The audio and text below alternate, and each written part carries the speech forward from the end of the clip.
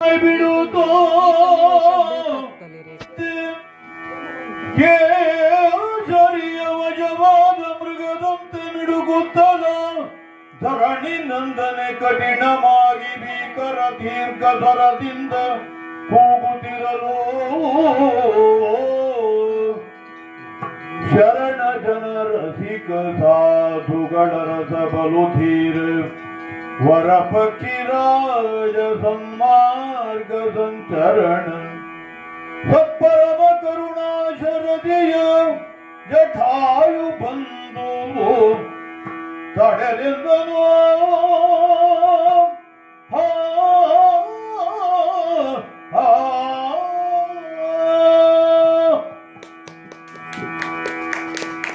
ಪ್ರತಿನಿತ್ಯದಂತೆ ನಭೋ ಮಾರ್ಗದಲ್ಲಿ ಹಾರಾಡಿಕೊಂಡಿದ್ದವರು ನಾವು. ಕೇವಲ ನಾವೊಬ್ಬನೇ ಅಲ್ಲ, ನನ್ನಂತಹ ಅನೇಕ ಪಕ್ಷಿ ಜಾತಿಗಳು ಹಾರಾಡುತ್ತಿವೆ. ಹೌದು, ಕೆಲವಷ್ಟು ನೇರವಾಗಿ ಸಾಗುತ್ತಿದ್ದರೆ ಕೆಲವು ವಕ್ರವಾಗಿ ಸಾಗುವುದು ಇರ್ತದೆ. ಆದರೆ ನಮ್ಮ ಹದ್ದುಗಳ ಜಾತಿ ಹಾಗಲ್ಲ, ಮತ್ತೆ ವರ್ತುಲಾಕಾರದಲ್ಲಿ ಸಂಚಾರವನ್ನ ಮಾಡುತ್ತಾ ಇರುವವರು. ಮುಖವನ್ನ ಕೆಳಕ್ಕೆ ಮಾಡಿ ವರ್ತುಲಾಕಾರದಲ್ಲಿ ಸಂಚರಿಸಿದರೆ ಭೂಮಿಯಲ್ಲಿ ಏನೋ ಆಗಿದೆ ಅಂತ ಭಾವಿಸಿ ಕೆಳಕ್ಕೆ ಇಳಿಯುವ ಕ್ರಮ. ಮುಖವನ್ನ ಮೇಲ್ಮುಖವಾಗಿಸಿ ನಾವು ಸಂಚರಿಸುವುದಕ್ಕೆ ತೊಡಗಿದರೆ ನಮ್ಮದಾದಂತಹ ಮಾರ್ಗಕ್ಕೆ ಹೋಗಿ ತಲುಪಬೇಕಾದಂತಹ ಸ್ಥಿತಿಯನ್ನು ಹುಡುಕುವುದು. ಹೀಗೆ ಪಕ್ಷಿ ಜಾತಿಗಳದ್ದು ಇರುವಾಗ ಈ ಹೊತ್ತು ಇಡೀ ನಭೋಮಂಡಲವೇ ಒಮ್ಮೆ ಅಲ್ಲೋಲ ಕಲ್ಲೋಲ ಆಯಿತು. ಎಷ್ಟೇ ಬಲವಾಗಿ ನಾನು ರೆಕ್ಕೆಯನ್ನ ಬೀಸುತ್ತಾ ಬಂದರೂ ಯಾವುದೋ ಒಂದು ಬಿರುಗಾಳಿ ಎದುರಾಗಿ ಬರ್ತಿದೆಯೇನೋ ಎಂಬ ಅನುಭವ ನನಗೆ ಬರ್ತಾ ಇದೆ. ಹಾಗಾದ್ದರಿಂದ ಆಕಾಶ ಮಂಡಲವೇ ಒಮ್ಮೆ ಅಲ್ಲೋಲ ಕಲ್ಲೋಲವಾಗಿಸುವ ಸ್ಥಿತಿ ಉಂಟು ಮಾಡುವ ಸಾಮರ್ಥ್ಯ ಯಾರಿಗಿದೆ? ಇದನ್ನ ನೋಡ್ತಾ ನೋಡ್ತಾ ನೋಡ್ತಾ ಓಹೋ, ಈ ಆಕಾರವ ಎಲ್ಲಿಗೆ ಬೈಬೇಕು ಸಿದ್ದಯ್ಯ,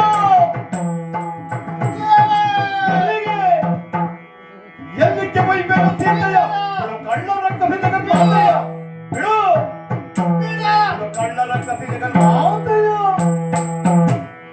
ಒಳ್ಳೆದ ನನಗೆ ಎಲ್ಲಿದ್ದೀಯ ಕಡಲೀಗ ಮಾತಯ್ಯ,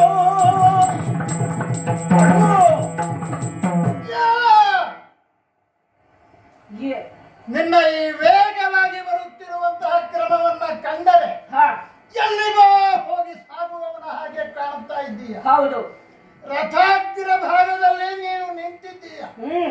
ಆಗಾಗ ಆಗಾಗ ಹಿಂತಿರುಗಿ ನೋಡ್ತಾ ಇದ್ದೀಯ.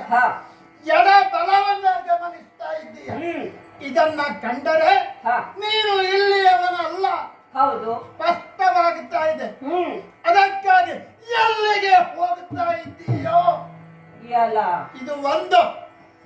ನಾನೇ ನನ್ನ ತಲೆ ಎತ್ತಿ ನಿನ್ನ ಈ ಪುಷ್ಪಕವನ್ನ ಇಳಕಿ ನೋಡಿದಾಗ ಒಬ್ಬಳು ರೋಧಿಸುತ್ತಿರುವ ಹೆಣ್ಣೊಬ್ಬಳನ್ನ ಕಂಡೆ. ನೀನು ನೋಡಿದರೆ ಅಟ್ಟಹಾಸದ ಭಾವವನ್ನ ಮಾಡಿ ಮುಖವನ್ನ ಗಂಟಿಕ್ಕಿ ಒಂದು ಕೈಯಲ್ಲಿ ಕರವಾಳವನ್ನ ಧರಿಸಿ ಏನು ಬಂದರೂ ಎದುರಿಸುತ್ತೇನೆ ಎಂಬ ಭಾವವನ್ನ ಮೈ ತುಂಬಿಸಿಕೊಂಡ ಹಾಗೆ ಕಾಣುತ್ತದೆ. ಆಮೇಲೆ ಇವಳನ್ನ ಗಮನಿಸುವುದಕ್ಕೆ ಹೋದರೆ ಅವನತ್ತ ಮುಖಿಯಾಗಿದ್ದಾಳೆ. ಬಹುಶಃ ಕೆಳಗೆ ಬೀಳಲಿಲ್ಲ. ನಿನ್ನ ಈ ಪುಷ್ಪಕವೇ ತುಂಬಿರುವಷ್ಟು ಕಣ್ಣೀರು ಒಂದು ಸಮುದ್ರದಂತೆ ಆಗುತ್ತಿದೆಯೇನೋ ಅಂತ ನನಗೆ ಕಾಣಿಸ್ತಾ ಇದೆ. ನಿನ್ನ ಈ ಅಟ್ಟಹಾಸದ ನಗು, ಇವಳ ಈ ಕಣ್ಣೀರ್ ಕರೆಯುವಿಕೆ ನೋಡಿದರೆ ಕಳತನ ಮಾಡಿಕೊಂಡು ಹೋಗ್ತಾ ಇದ್ದೀಯ, ಅವಳನ್ನ ಹೊತ್ತೊಯ್ತಾ ಇದ್ದೀಯ. ಅವಳು ಬಾಯಿಂದ ಆಡುವ ಮಾತುಗಳನ್ನ ಕೇಳಿದೆ. ಆಗಾಗ ಆಗಾಗ ರಾಮ ರಾಮ ರಾಮ, ಲಕ್ಷ್ಮಣ ಎಲ್ಲಿ ಹೋದ್ರಿ ಬನ್ನಿ ಕಾಪಾಡಿ, ಈ ರೋದನವನ್ನ ಕೇಳಿದಾಗ ಅವಳು ಯಾರು ಅನ್ನುವುದು ಗೊತ್ತಾಯಿತು. ರಾಮನ ಸತಿಯಾದಂತಹ ಸೀತೆ, ಅವಳನ್ನ ಲೋಕದ ಮಾತೆ ಅಂತ ನಾವೆಲ್ಲ ಭಾವಿಸಿಕೊಂಡವರು. ಆದ್ದರಿಂದ ಇಂತಹ ಈ ಪುಣ್ಯಾತ್ಮೆ ಜಗನ್ಮಾತೆಯನ್ನ ನೀನು ನಿನ್ನ ವಾಹನದಲ್ಲಿ ಇರಿಸಿ ಏನು ಕದ್ದು ಇದು ಎಲ್ಲಿ ಹೋಗ್ತಾ ಇದೆಯಲ್ಲ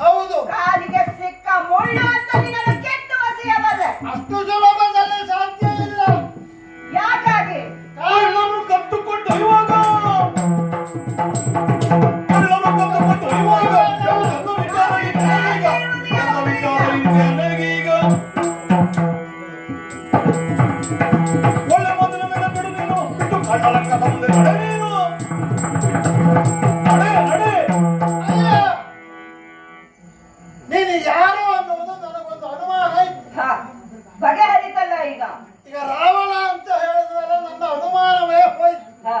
ಯಾಕೆ? ಆ ರಾವಣ ತನ್ನ ಜೀವಿತದ ಉದ್ದಕ್ಕೂ ಮಾಡಿದಂತಹ ಘಟನೆಗಳು, ಕೆಲವು ಕೃತ್ಯಗಳು, ಅದರ ಒಳಗಿರುವ ಸ್ವಾರ್ಥಗಳು ನಾವೆಲ್ಲ ತಿಳ್ಕೊಂಡಿದ್ದೇವೆ.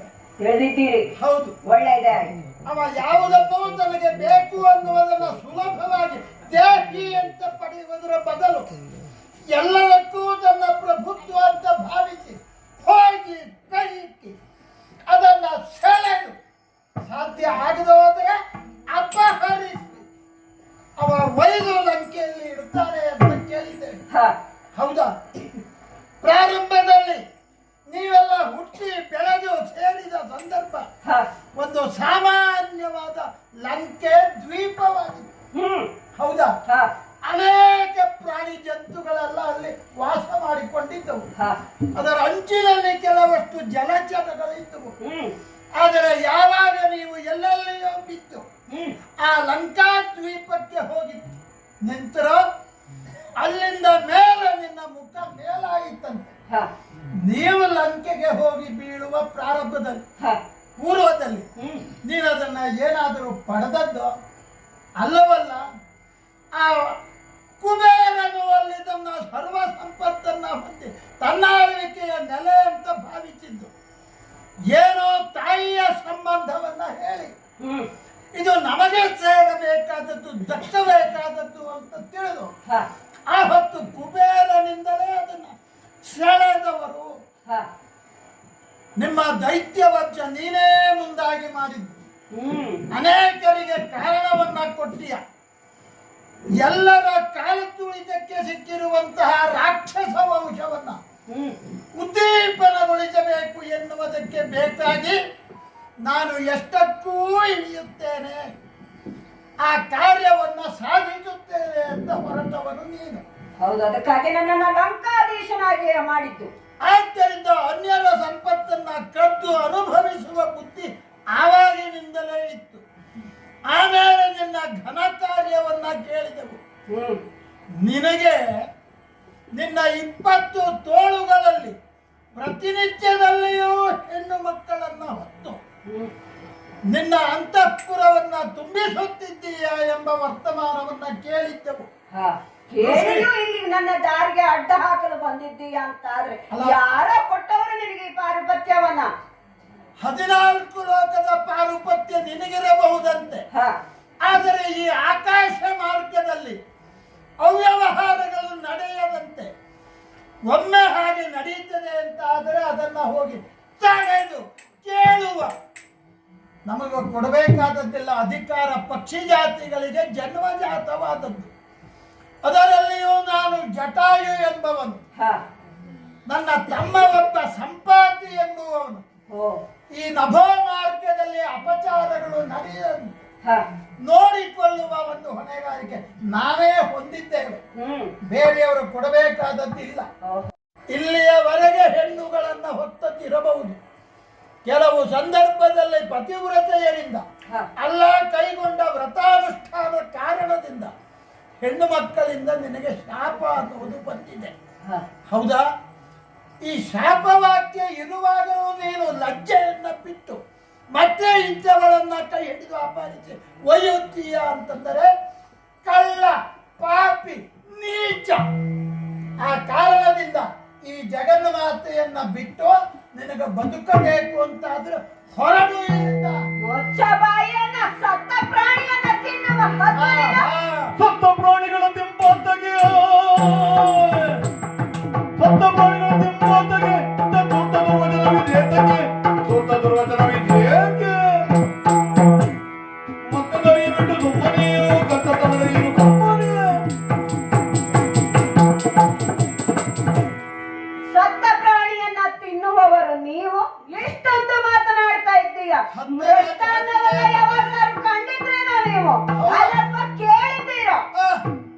ಅದನ್ನ ಬಿಟ್ಟು ನನಗೆ ಇಲ್ಲಿ ಉಪದೇಶ ಮಾಡ್ಲಿಕ್ಕೆ ಬಂದಿದ್ದೀಯ. ಕೆಟ್ಟ ಕೆಲಸ ಯಾರು ಮಾಡ್ತಾರೋ ಅವರಿಗೆ ಉಪದೇಶ ಮಾಡುವುದಕ್ಕೆ ಸಾಮಾನ್ಯವಾದ ಜಂತುವಿಗೂ ಅಧಿಕಾರ ಉಂಟು, ತಿಳಿದಿರಲಿ.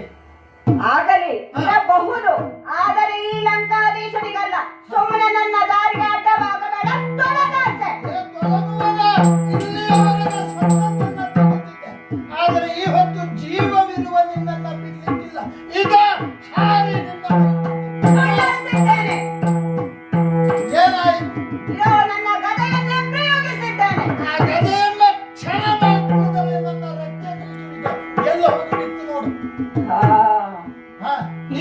ಬಿಡು. ಹೀಗೆ ಯುದ್ಧವನ್ನ ಮಾಡ್ತಾ ಹೋದ್ರೆ ಇದು ಮುಗಿಯದ ಪ್ರಸಂಗವಾಗಿ ಬಿಡುತ್ತದೆ. ಹಾಗಾಗಿ ಒಂದು ಯೋಜನೆಯನ್ನ ಮಾಡಬೇಕು. ಸಮಬಲರಿದ್ದೇವೆ, ಇದಕ್ಕೊಂದು ಉಪಾಯವನ್ನು ಕಂಡು ಹಿಡಿಯಲೇಬೇಕಲ್ವೇ? ಏನು ಮಾಡೋಣ ಏನು ಮಾಡೋಣ? ಹೀಗೆ ಮಾಡಬಹುದು. ಅವನಲ್ಲೇ ಮಾತನಾಡ್ತೇನೆ.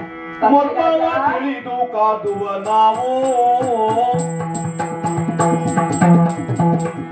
ಮರ್ಮವ ತಿಳಿದು ಕಾದುವ ನಾವು ಸತ್ಯ ಧರ್ಮ ಮಾರ್ಗದಲ್ಲಿ ಬಾರದು ನೋವು. ಸತ್ಯ ಧರ್ಮ ಮಾರ್ಗದಲ್ಲಿ ಬಾರದು ನೋವು. ಚರ್ಮ ಹಿಡಿದು ತೆಣಸಿದೆವಲ್ಲ ನಮಗೆ ಒಮ್ಮೆ ಗೆಲುವು ಕಾಣಿಸಲಿಲ್ಲ.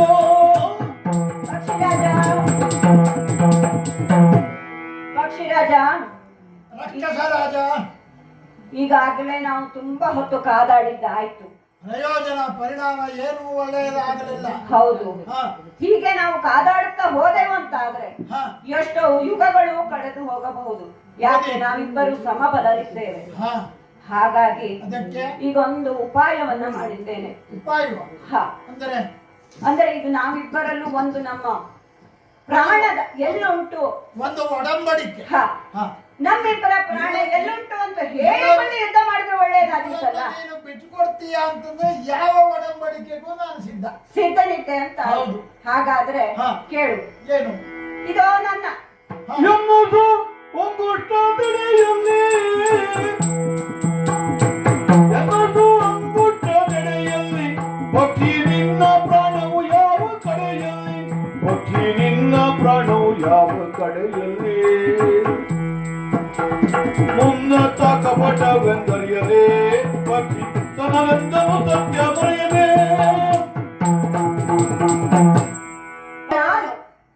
ಮೊದಲನೇದಾಗಿ ನಾನೇ ನನ್ನ ಪ್ರಾಣ ಎಲ್ಲುಂಟು ಅಂತ ಹೇಳ್ತೇನೆ. ನಾನು ಲಂಕಾಧೀಶ ಹೆಮ್ಮರವಾಗಿ ಬೆಳೆದಿದ್ರು ನನ್ನ ಪ್ರಾಣ ಇದೋ ಈ ನನ್ನ ಅಂಗುಷ್ಟದಲ್ಲುಂಟು. ಈಗ ನಿನ್ನ ಪ್ರಾಣ ಯಾವುದ್ರಲ್ಲುಂಟು? ಓಹೋ, ನಮ್ಮಿಬ್ಬರ ಪ್ರಾಣದ ರಹಸ್ಯವನ್ನ ಹೇಳಿ ಆಮೇಲೆ ಹೋರಾಟ ಮಾಡೋಣ. ಹೌದಾ? ಒಳ್ಳೆಯದಾಗಿತ್ತಲ್ವಾ? ಎಷ್ಟ ಬೆಳೆದ್ರು ಇರುವುದು ಬೇರೆ. ಹಕ್ಕಿ ಪಕ್ಷಿಗೆ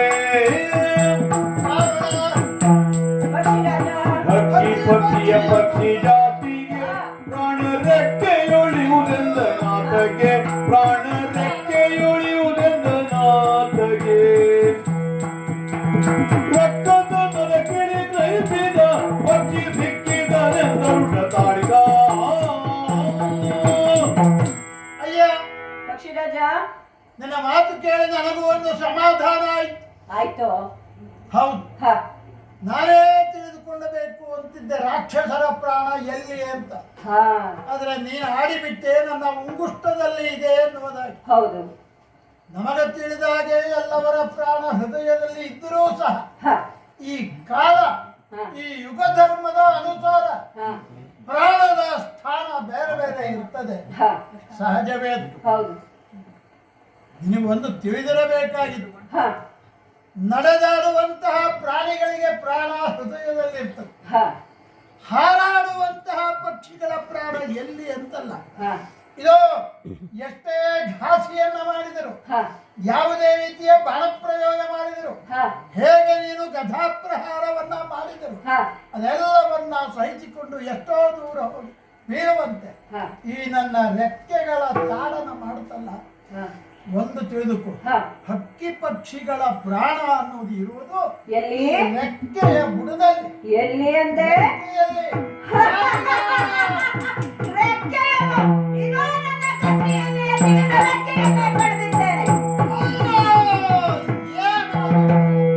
ಮಾಯಕದ ನುಡಿಯಂದು ತಿಳಿಯದೆ ಗಾಯ ಕರ್ಮವನ್ನು ರಾಜ್ಯದರಾಯ ಬಡಿಯಲು ಬಿದ್ದ ಜಟಾಯು ಶರಣ.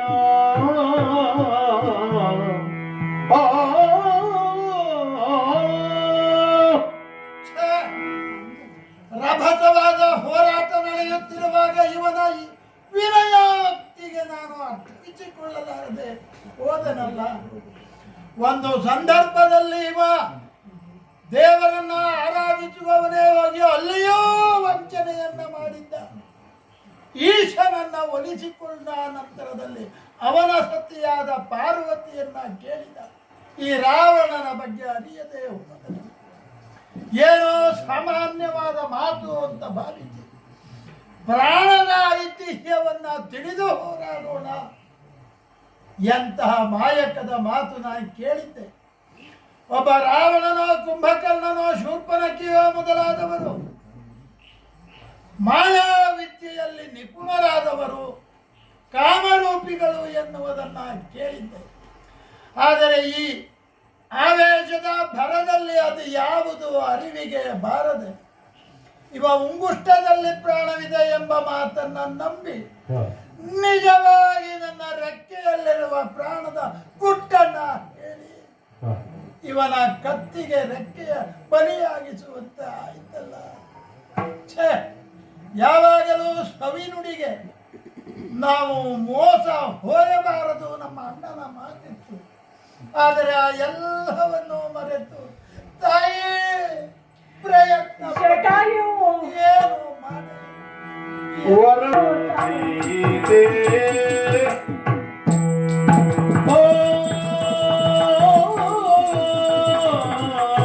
ವರವ ಕೊಟ್ಟರು ಸೀತೆ ರಾಮನ ಚರಣವನು ಕಂಡರು.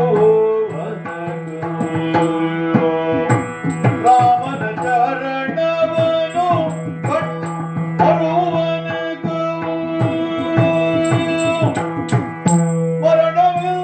ಮರಣವಿಲ್ಲದೆನಲು ಕೊಂಡರದಿ ನಡೆದು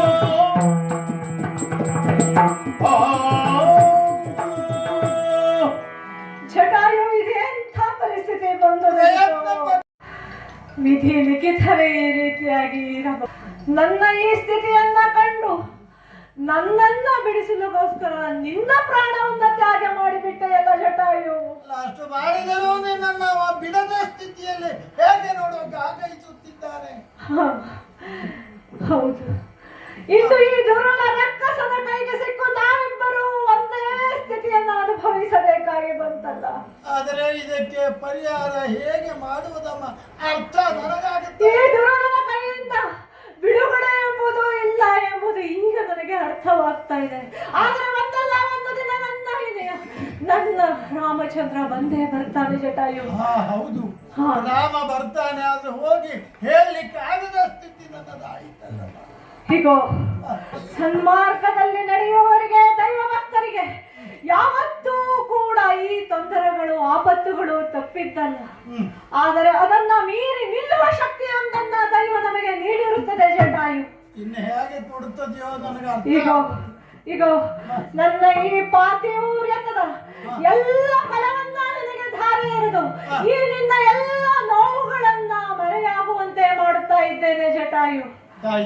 ನನ್ನ ಶ್ರೀರಾಮಚಂದ್ರ ಈ ದಾರಿಯಲ್ಲಿ ನಡೆದು ಬರುವಾಗ ಈ ನಿನ್ನ ಪ್ರಾಣವನ್ನ ನಿನ್ನೊಡನೆ ಇಟ್ಟುಕೊಂಡು ಆ ದುರುಳ ರಕ್ಕಸ ರಾವಣ ಸೀತೆಯನ್ನು ಕದ್ದೊಯ್ದ ಎಂದು ಶ್ರೀರಾಮನಿಗೆ ಹೇಳಿಬಿಡು ಜಟಾಯು. ಶ್ರೀರಾಮನಿಗೆ ಹೇಳಿಬಿಡು. ಲಂಕೆಯ ರಾವಣ ನಿನ್ನನ್ನ ಅಪಹರಣ ಮಾಡಿಕೊಂಡು ಹೋಗಿದ್ದಾನೆ.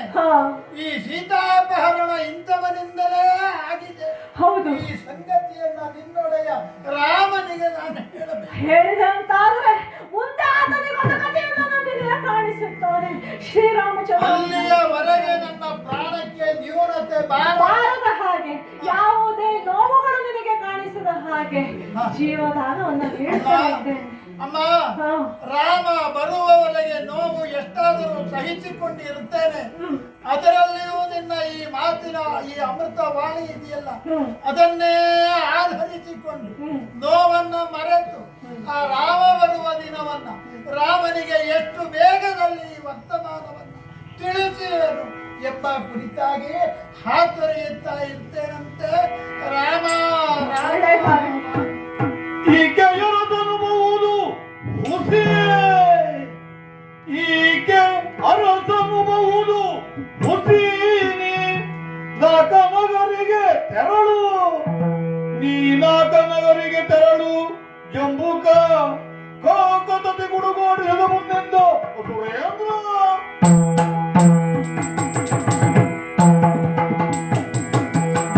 ಬಿಡುವುದಿಲ್ವಾ ಈ ವರ್ತಮಾನವನ್ನ ಬರ್ತಾನೆ ಕಾಯುತ್ತಾ ಇಲ್ಲೇ ಕುಳಿತಿರಿ, ಇಲ್ಲೇ ಬಿದ್ದು ಸಾಯಿರಿ. ಈ ಲಂಕಾಧೀಶನನ್ನ ತಡೆಯೋದಕ್ಕೆ ಬಂದಿರಲ್ಲ, ಇಲ್ಲೇ ಸಾಯಿರಿ. ಒಳಗ ಹೊತ್ತು ಇದೇ ಲಂಕೆಯತ್ತ ಸಾಯಿರಿ.